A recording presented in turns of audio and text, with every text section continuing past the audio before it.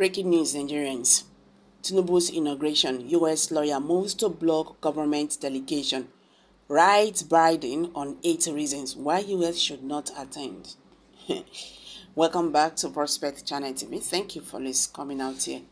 If you are just joining us, please kindly subscribe to this channel and don't forget to give us a thumbs up. Thank you.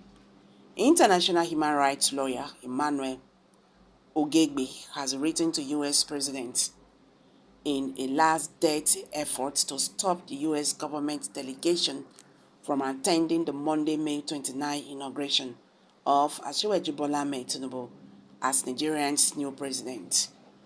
In the letter dated 26 May 2023, Ugebe of the Washington-based U.S. Nigerian lawyer law group highlighted the U.S.-Nigerian policy contradictions in light of misguided White House inauguration delegation and gave 8 reasons why the 9-member delegation led by the U.S. Secretary of the Department of Housing and Urban Development, Makar Foge, should not proceed to Nigeria for Tinubu's inauguration. The letter reads,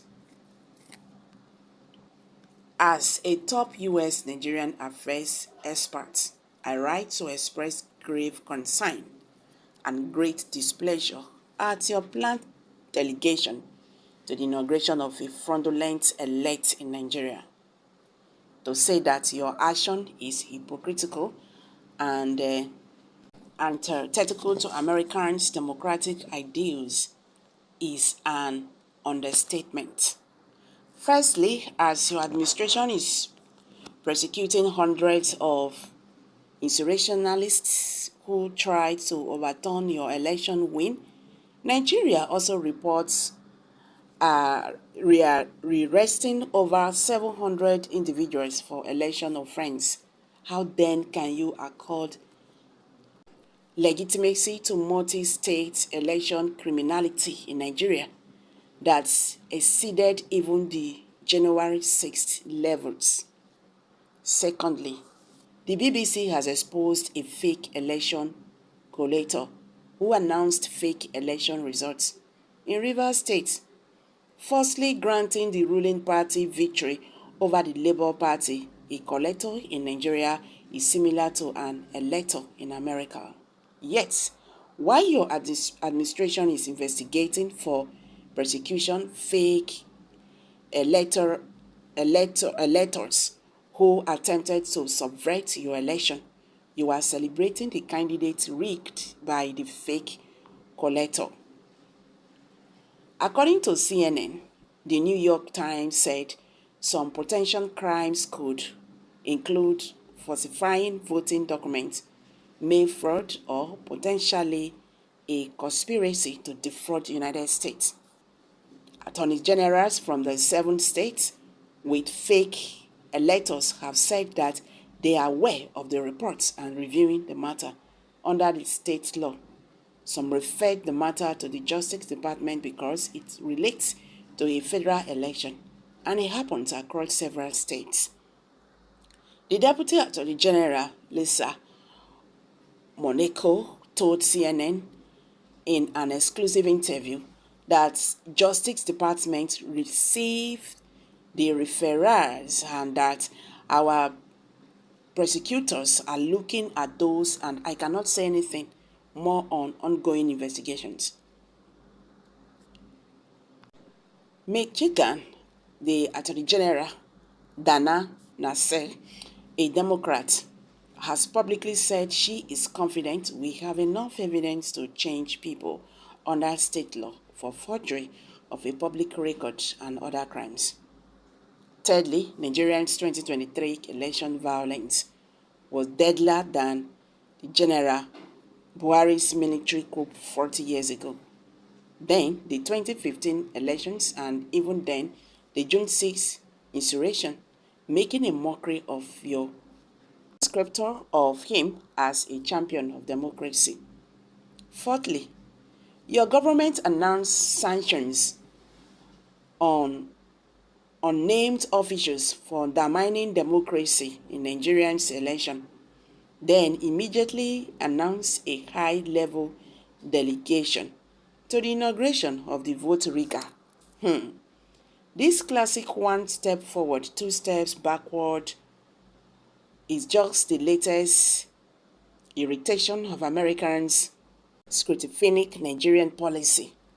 It is tantamount to commending a rapist than going to attend the premiere of the rape video he shot.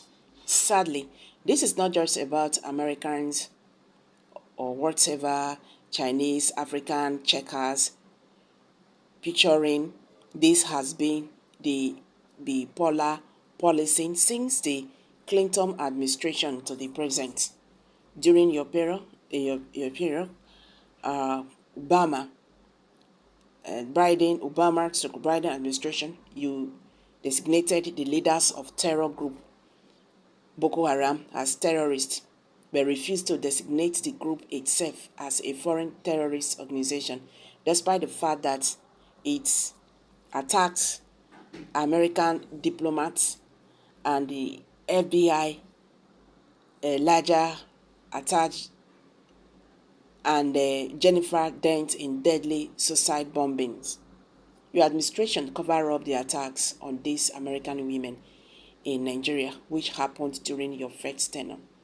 Till this day, and only designated Boko Haram in the second tenure, which your current Deputy Attorney General, Moniko, who was pro-FTO designation, moved from DOJ to the White House, and I led a human rights campaign to designate it via U.S. operational action. Why is your administration again engaging in cognitive dissonance by denouncing the rigging and embracing the rigger? Fifthly, the Nigerian presidential election not only did not meet global or local standard, it probably did not meet constitutional thresholds. Like the U.S. Constitution on which it was molded, the Nigerian elections have mandatory thresholds similar to the popular and the electoral college requirements. In the case, candidates must have 25% of votes in 25 states and the capital. Nigeria's ruling party did not obtain 25% in the capital. Okay? Nigeria's ruling party did not obtain 25% in the capital as required by the constitution. In the same way that you could not lawfully have been declared president in 2022 without securing 217 electoral votes, no one could be lawfully declared president in Nigeria's February elections without winning 25% in the capital, Abuja. So why is the U.S. legitimizing or conscionable unconstitutionality that wouldn't have stand in the U.S. more so when a lot of taxpayer funds were invested in Nigerian election system? Sixthly, the U.S. more than any other country knows that there is not just a problem with the process, but a problem with the person thrown up by the fraudulent elections. The U.S. has a receipt of Senator Bola Ahmed Tinubu's reported drug trafficking involvement, suspected ID thief, multimillionaire dollar money laundering, New York property acquisitions, alleged forgery, etc. is over a quarter century serial crimes spree in the U.S.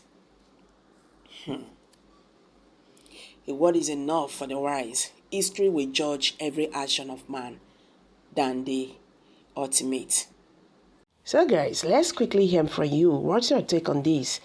Kindly share your thoughts below the comment section. Thank you for this coming out here. God bless you. Bye for now.